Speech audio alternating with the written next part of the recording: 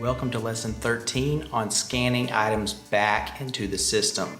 Again, I'm going to blur a couple things just for client privacy, but I want to try and talk you through it the best I can.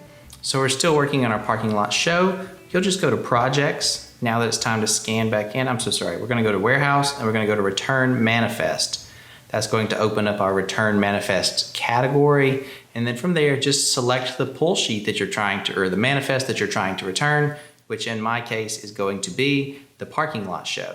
Once you find that manifest, you'll just double click on it. It's going to open the return screen for that manifest. So we can see all the items that we previously scanned out. Now we're just going to scan those back into the system. So I'll turn my scanner back on, click on the barcode. We're going to scan in that item, and I'm going to be scanning in a total of 5 of those. We're just going to scan these lights back in that we had previously scanned out.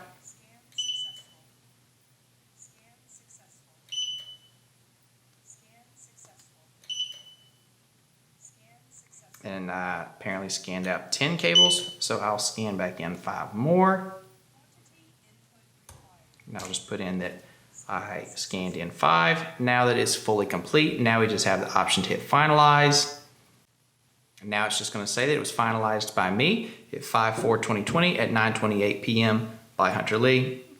It is 100% finalized. It only took me 24 seconds to scan all those items back in, and now all those items are back in our inventory and ready to be rented out again because they have all come back in our possession. Now, if we didn't reach 100%, it was just going to let us know, hey, you didn't scan in all the items that were scanned out. You're missing some things. Did you miss something, or did it not get returned? So this has been lesson 13 on scanning items back in. If you have any questions, let me know.